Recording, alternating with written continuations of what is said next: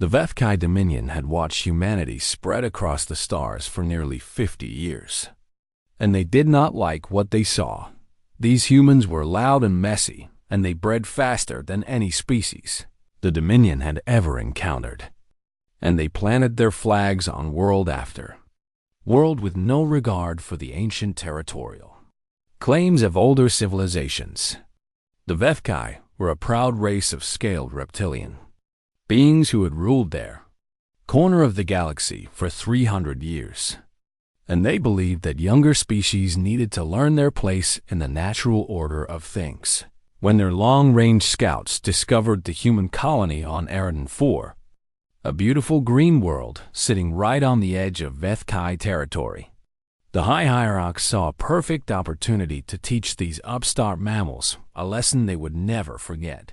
The colony was called New Helsinki, and it was home to 2.3 million human souls who had traveled across the void to build new lives on a distant world. There were farmers who grew crops in the rich alien soil, and engineers who built power plants and transportation networks, and teachers who educated the young, and doctors who healed the sick, and children who played in parks and dreamed of futures full of wonder. They had no idea that death was coming for them from the stars above. The Vethkai attack fleet consisted of 12 heavy cruisers armed with particle beam weapons capable of turning entire cities to ash in seconds. And they dropped out of hyperspace just as the local sun was rising over New Helsinki. There was no warning broadcast, no demand for surrender, no attempt at communication of any kind. The Hierarchs had decided that this message needed to be clear and absolute, and negotiations would only muddy the waters. High Commander Vethrix gave the order from the bridge of his flagship, and 12 ships opened fire simultaneously on the world below. The particle beams cut through the atmosphere like blades of pure light, and they struck the capital city first, vaporizing buildings and people and dreams in an instant of terrible violence.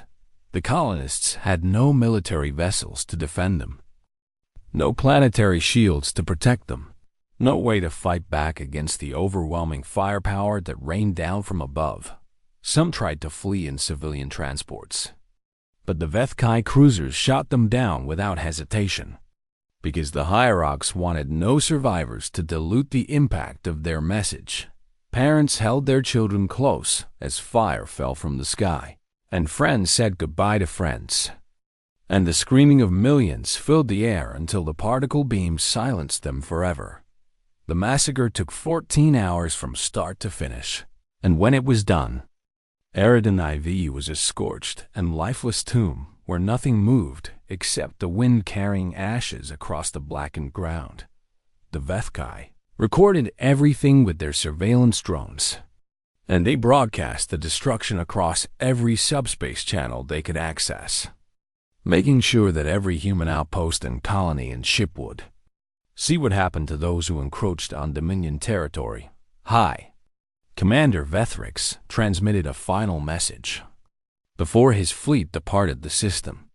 Let this serve as a warning to the human species, because the Vethkai Dominion will tolerate no further expansion into our sphere of influence, and any future violations will be met with the same response.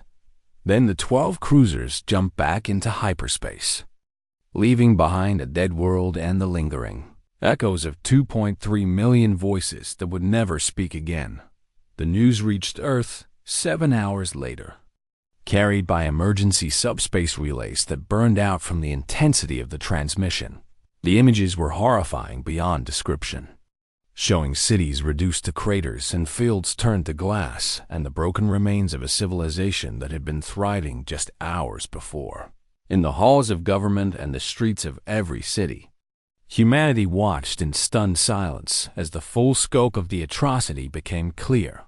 For 3 days, there was no official response from Earth or Mars or any of the major colonial governments. And the Vethkai observers, monitoring human communications, believed that the species was paralyzed by fear and grief. The Hierarchs congratulated themselves on the success of their operation, confident that humanity would now understand its place in the galactic hierarchy and would trouble the Dominion no more. They were catastrophically wrong in this assumption. Behind the silence, something was happening that the Vethkai could not see and would not have understood even if they had seen it. Every human government was communicating through secure channels, setting aside generations of political rivalry and economic competition in the face of a shared wound that cut deeper than any previous conflict.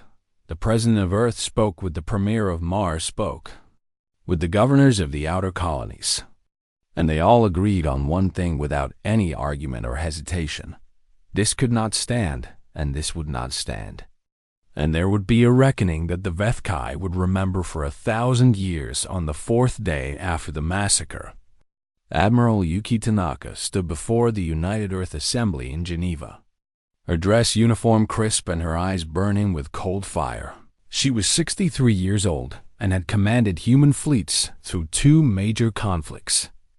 And she had been preparing to retire to a quiet life on Luna when the news from Eridan 4 changed everything.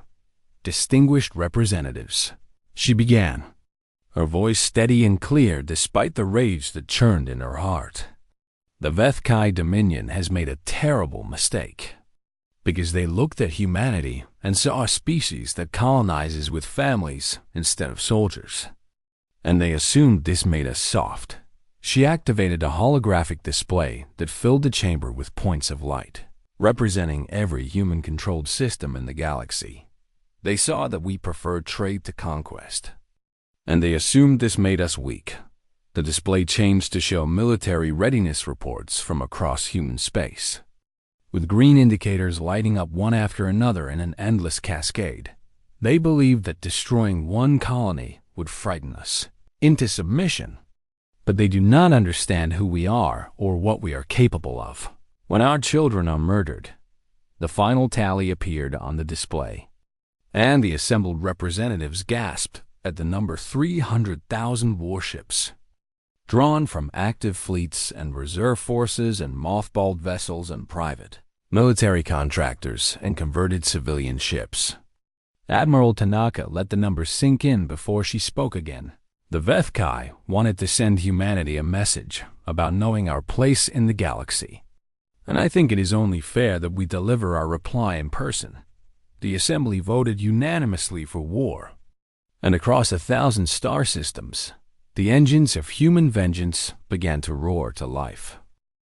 The galaxy had never seen anything like what humanity did in the weeks following the massacre at Eridan 4, because no species had ever mobilized so completely or so quickly in response to an act of war on Earth.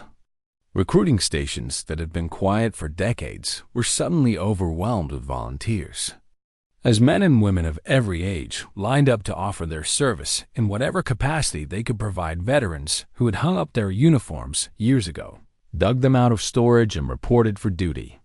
Their bodies older, but their skills still sharp, and their hearts burning with the same fire that drove the young in the orbital shipyards above Mars.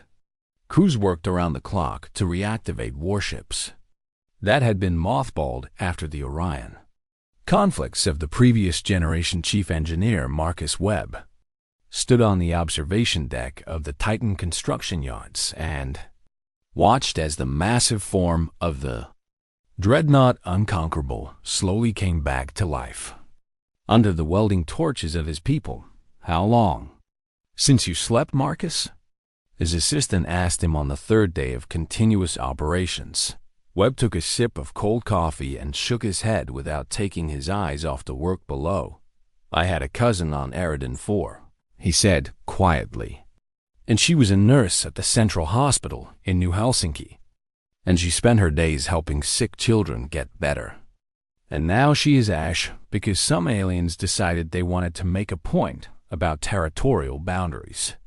He turned to face his assistant with red-rimmed eyes that held no exhaustion, only determination.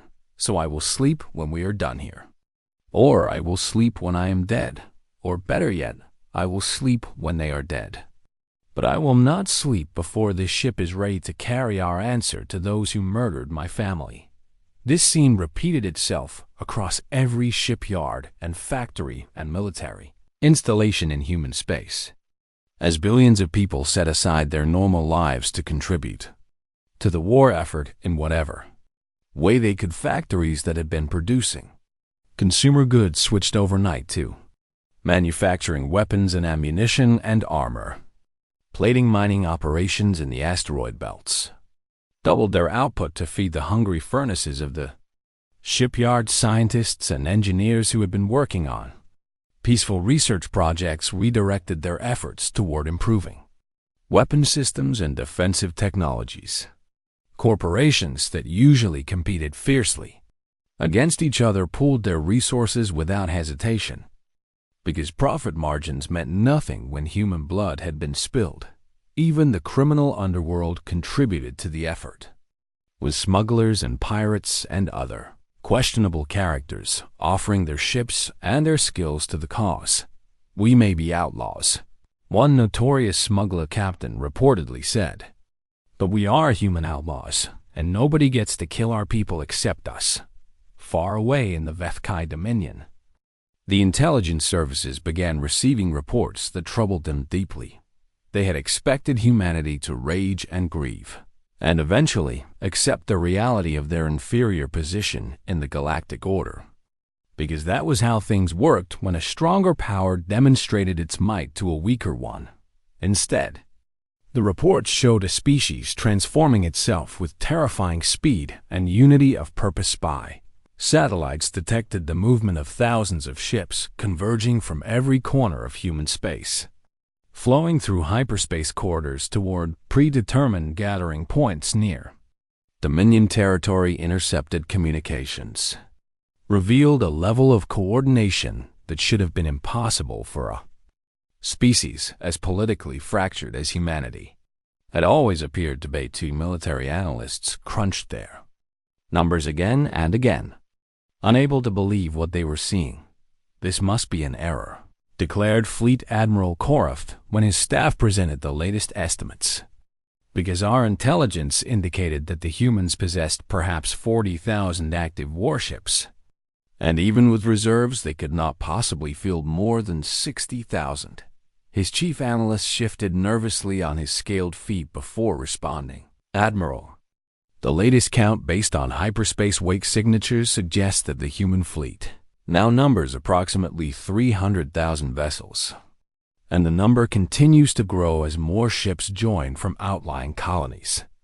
Korath stared at his subordinate for a long moment, his vertical pupils narrowing to thin slits. "That is not possible," he said slowly, "because no species mobilizes that quickly, and no species converts civilian vessels to military use on that scale, and no species unifies so completely in such a short time. The humans appear to be doing all of these things."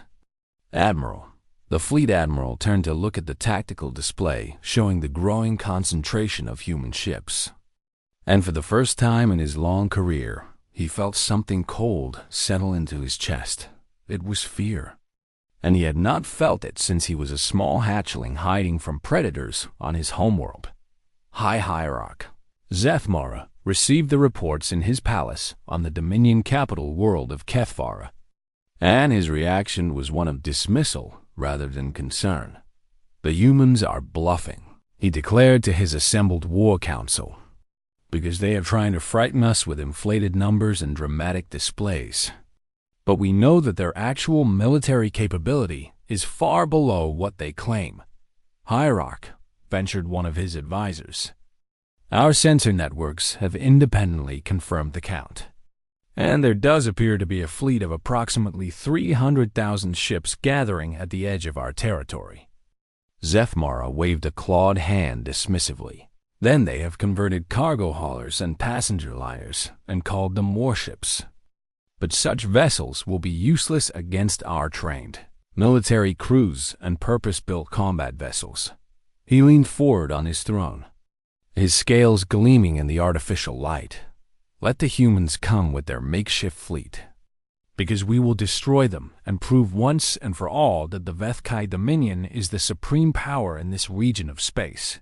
His council members exchanged uneasy glances but said nothing, because contradicting the High Hierarch was not a path to long life or career advancement across the border.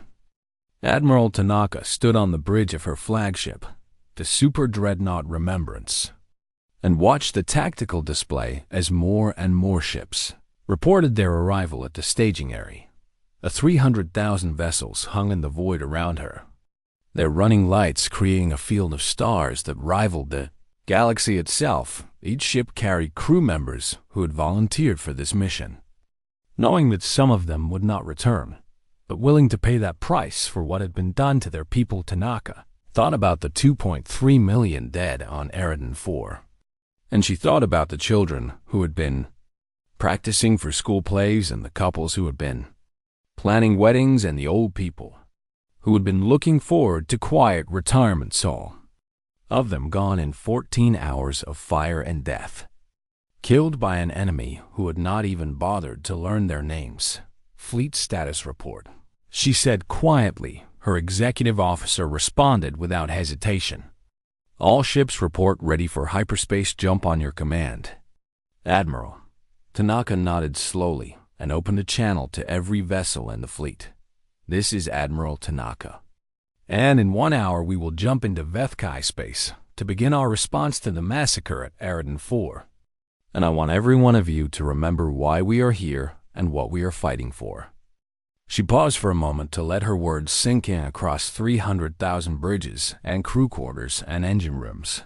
"We are here for the dead who cannot speak for themselves. And we are here to ensure that no one ever again makes the mistake of thinking humanity can be terrorized into submission. And we are here to deliver a message that will echo through galactic history for 1,000 years." Her voice hardened to steel. "The Vethkai wanted to teach us a lesson about our place in the galaxy, and now we are going to teach them a lesson about ours." The Vethkai Dominion had been fighting wars for 300 years. And in that time, they had developed a very specific understanding of how civilized species conducted armed conflict. Wars were political tools, meant to achieve specific objectives, and they involved professional armies meeting on battlefields. And they ended with negotiations and treaties and carefully calculated exchanges of territory or resources. A defeated enemy would recognize the superiority of the victor and accept reasonable terms for peace, because continuing to fight after the outcome was clear would be illogical and wasteful. This was how all the advanced species in the known galaxy conducted their affairs. And the Vethkai assumed that humanity would follow the same pattern. They were about to learn that humans played by very different rules. The first Vethkai defense fleet consisted of 800 warships under the command of Admiral Veshkira, a veteran officer who had never lost a battle in her 40 years of service. She positioned her forces at the Korath Nebula, a strategic choke point that any attacking fleet would need to pass through to reach the inner systems of the Dominion.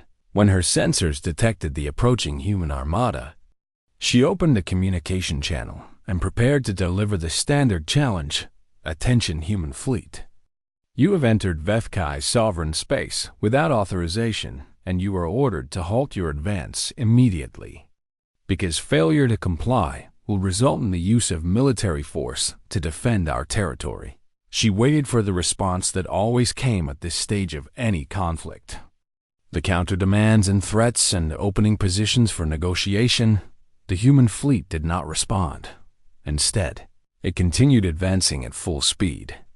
300,000 ships moving in perfect formation, like a wall of metal and fury stretching across the void. Admiral Veshkira tried again, adjusting her tone to be more conciliatory.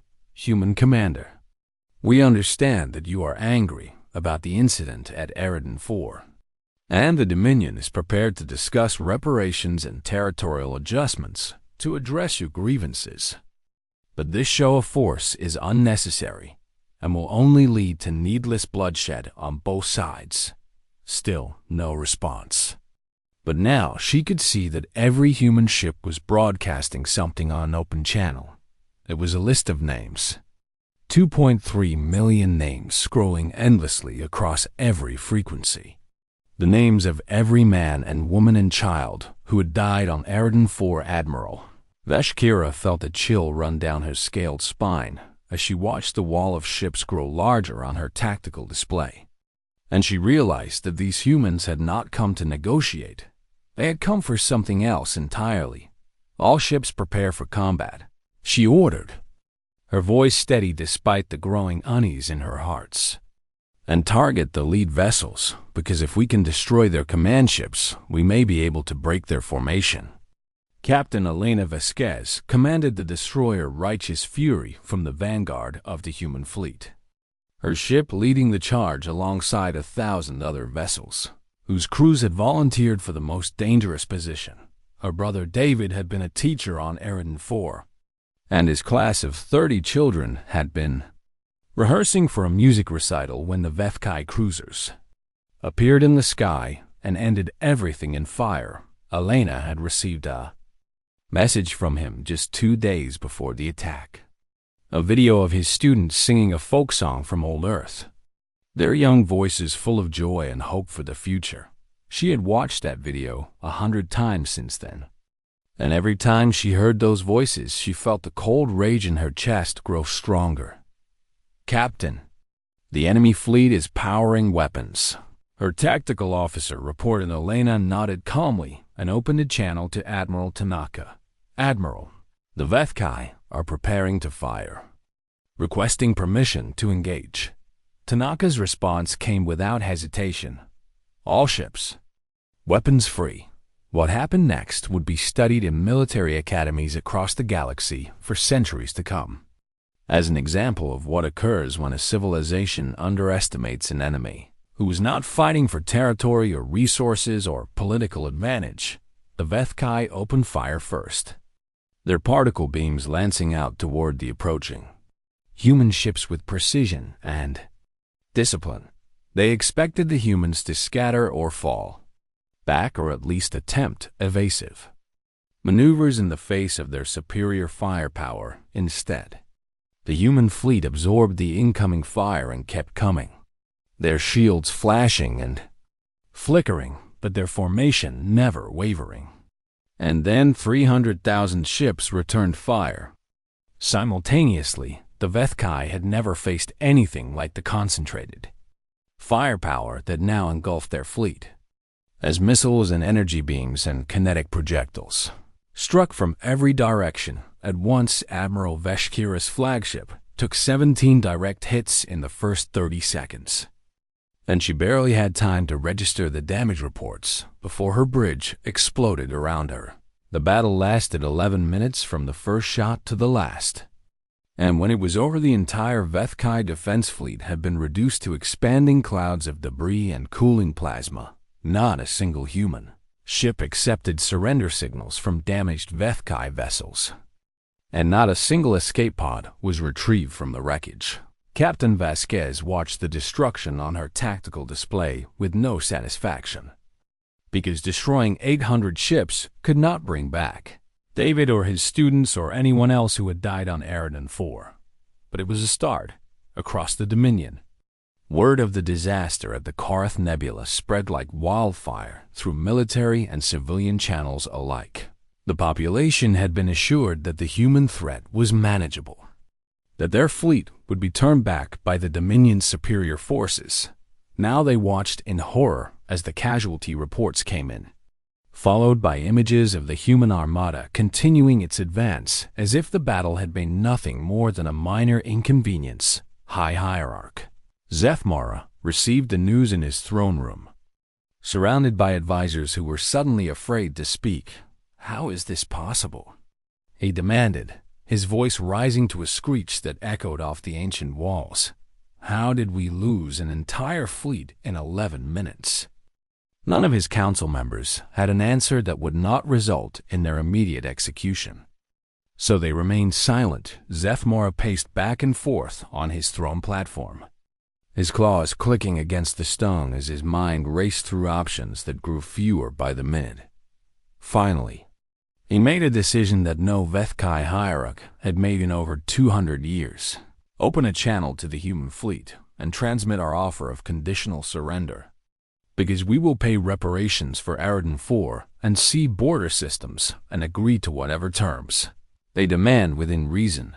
The transmission was sent, and the Dominion waited for the response that would end this nightmare. Admiral Tanaka read the surrender offer on her display and considered it for exactly 3 seconds before composing her reply. High Hierarch Zethmara, your forces offered no conditions to the people of Eridan IV before you murdered them, and you showed no mercy to the children who screamed as your particle beams burned them alive. And now you ask us for reasonable terms? She paused to let her words sink in before delivering the verdict. We are simply returning the courtesy you showed to our people, and there will be no negotiations until we have delivered our full response to your actions. The channel closed, and the human fleet continued its advance into the heart of the Dominion. The human advance through Vethkai space was unlike anything the galactic community had ever witnessed, and observers from a dozen other civilizations watched with a mixture of fascination and terror as the Armada carved its way toward the Dominion homeworld. What surprised everyone, including the Vethkai themselves, was the discipline that humanity displayed even in the grip of righteous fury. The fleet bypassed civilian populations completely, leaving agricultural worlds and residential colonies untouched as it moved past them toward military targets. Merchant vessels were scanned and released without harm, their crews trembling with relief as the wall of human warships passed them by like a storm that chose not to strike. Industrial facilities were destroyed only if they produced weapons or military equipment, while factories making consumer goods were left standing. This was not the indiscriminate slaughter that the Vethkai had expected based on their own understanding of how vengeance worked. One Dominion colony administrator who survived the human passage through his system later testified about his experience to galactic authorities. I prepared my people for death when we saw the human ships appear in our sky, because we had all heard what happened at the Korath Nebula, and we assumed they would show us the same mercy we showed their people on Eridan IV. He paused to collect himself before continuing. Instead, they destroyed our orbital defense platforms and our military garrison, and then they broadcast a message telling us that we were not their enemy, that their quarrel was with the hierarchs who had ordered the attack, and that any civilian who did not take up arms against them would not be harmed. He shook his scaled head in wonder. I do not understand these humans, because they have every right to hate us, and yet they choose to distinguish between the guilty and the innocent, even when killing everyone would be easier.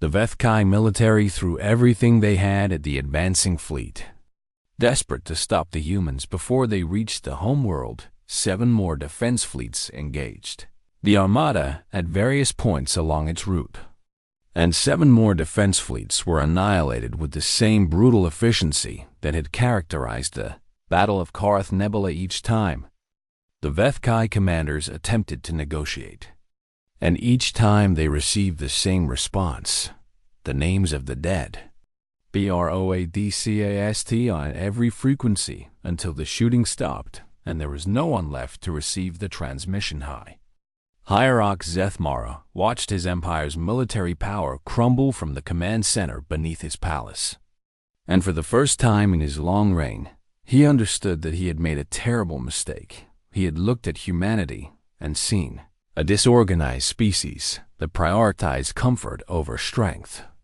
a civilization that sent families to colonize new worlds instead of soldiers to conquer them.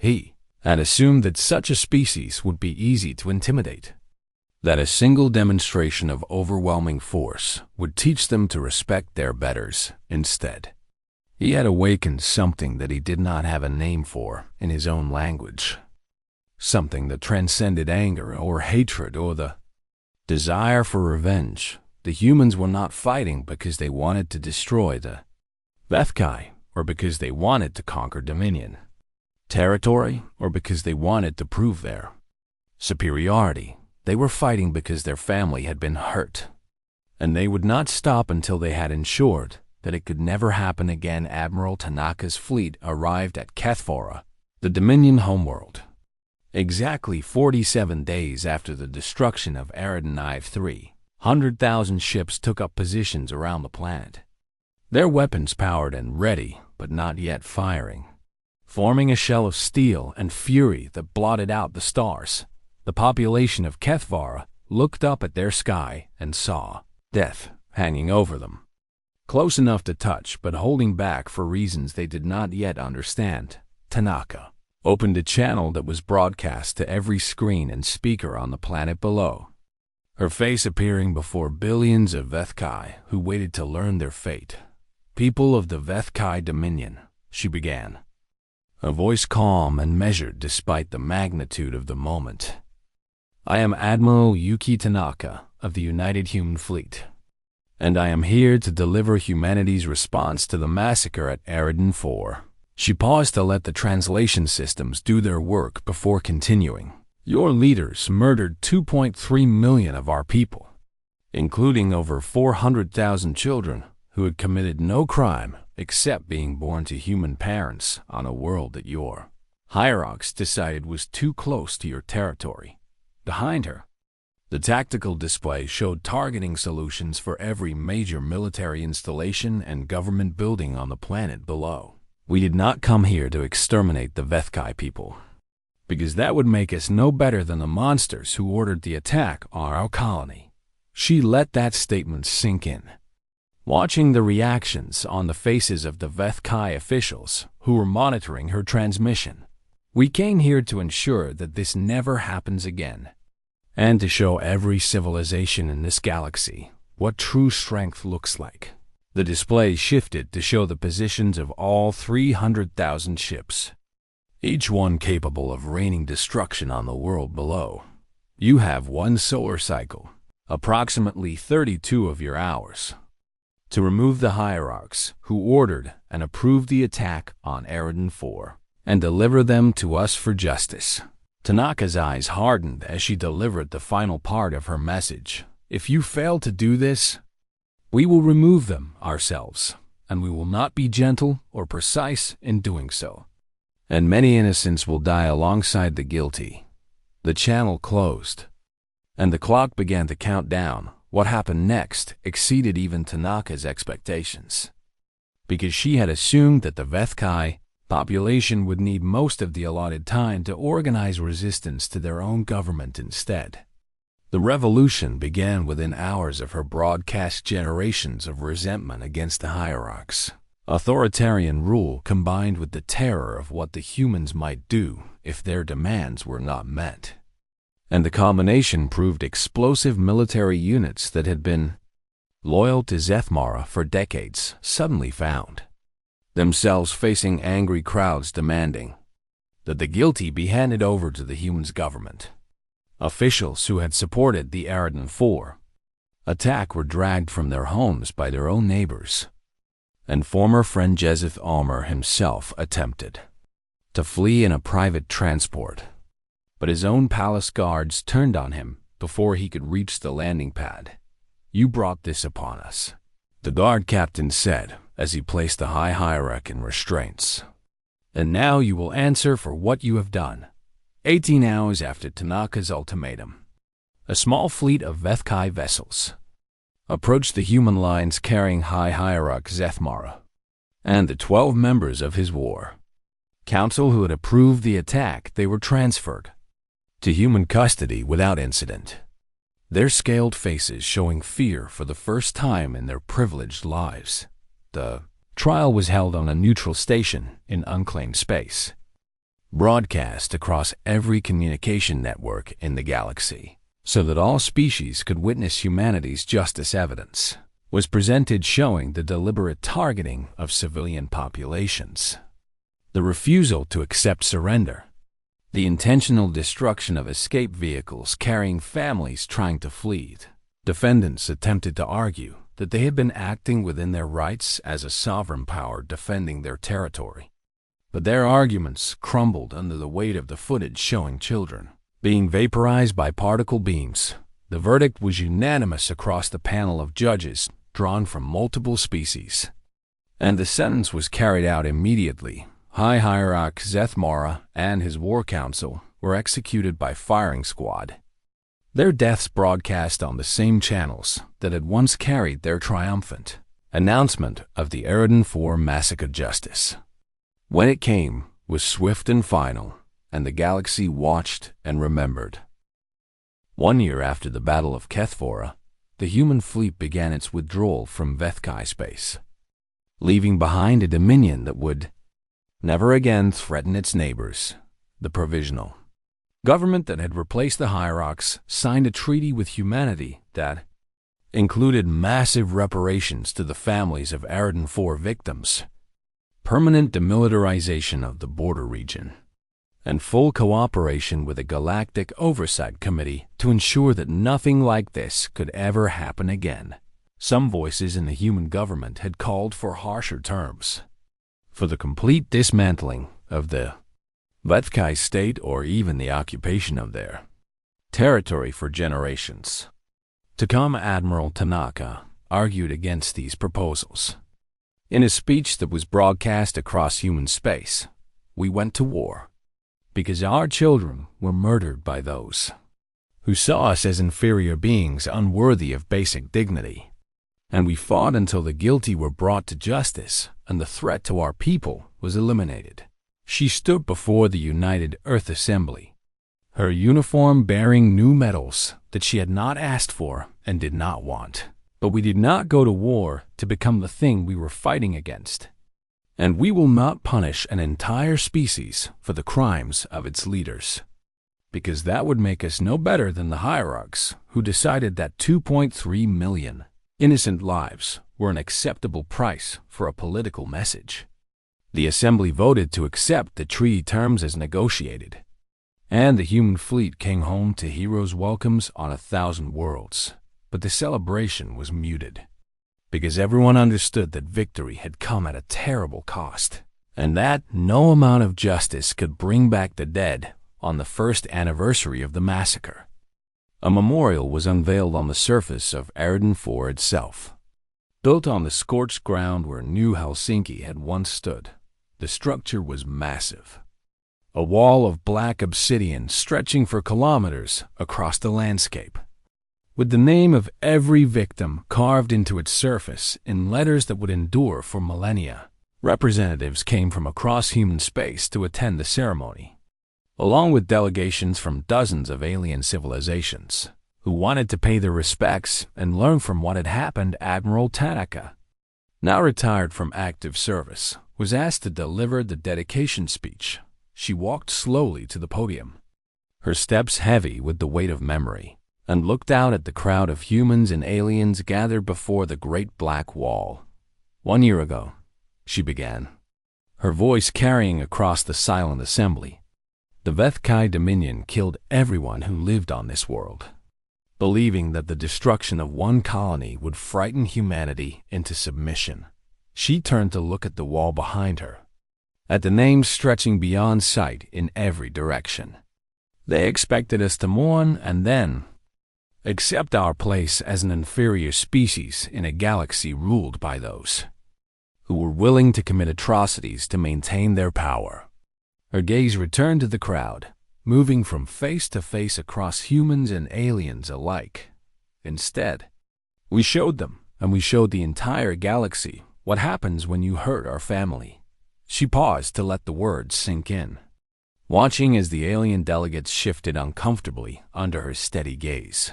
We are often asked why we responded the way we did, why we mobilized everything we had, why we refused to negotiate until our full message had been delivered. Tanaka's voice softened but lost none of its intensity. The answer is simple, because humanity has a long memory, and we do not forget our children, and we do not abandon our dead, and we do not allow those who harm us to sleep peacefully while the graves of our loved ones remain unavenged. She turned to address the alien delegations directly, her words carrying the weight of 300,000 warships that still waited in reserve. Across human space, we prefer peace. And we prefer trade and cooperation and the building of relationships that benefit all species. And we have proven this preference through decades of peaceful expansion and cultural exchange. Her voice hardened to steel. But let every civilization in this galaxy understand and remember what they witnessed here. Because we carry our grief into battle, and we transform our sorrow into strength. And there is no force in the universe more dangerous than a species fighting for its family. The memorial fell silent as Tanaka stepped back from the podium. And for a long moment, no one moved or spoke. Then, somewhere in the crowd, a young girl began to sing. It was an old Earth lullaby, soft and mournful. A song that mothers had sung to children for generations beyond counting. Other voices joined in, one by one, until thousands of humans were singing together, their combined voices rising into the air above the scorched ground where so many had died. The alien delegates watched in wonder as the humans sang their song of grief and love and defiance. And they understood for the first time why their intelligence reports had always failed to capture the true nature of this species. Humanity was not just a collection of individuals pursuing their own interests, but a family bound together by ties of blood and culture and shared history that transcended political boundaries and economic competition. And like any family, they would fight to protect their own with a ferocity that could not be calculated or predicted or defeated by superior numbers or technology. In the years that followed, the lesson of Eridan IV was taught and retaught across the galaxy. In military academies and diplomatic training centers and schools for young people of every species, the Vethkai themselves became some of the most vocal advocates for peaceful coexistence. Their experience having taught them that the old ways of territorial expansion through force were no longer viable in a galaxy that contained humanity. New alliances formed between human space and dozens of other civilizations, built on mutual respect and the understanding that cooperation was more profitable than conflict. Trade routes expanded, cultural exchanges flourished, and a new era of galactic civilization began to take shape. But underneath all the progress and prosperity, everyone remembered what had happened when the Vethkai made the mistake of attacking a human colony. And everyone understood, without needing to be told, that some lessons should never need to be repeated. Admiral Yuki Tanaka died peacefully in her sleep at the age of 94, surrounded by her family on the same Luna colony where she had planned to retire. Before the war changed everything, her final words, recorded by her granddaughter and later shared with the galaxy, became the unofficial motto of human space for generations to come. Remember Eridan IV. Remember the dead. Remember what we are capable of when we fight together. And remember that we will always come for those who hurt our family. On the memorial wall that bore the names of 2.3 million souls, her name was added in a special section reserved for those who had answered the call and the galaxy remembered.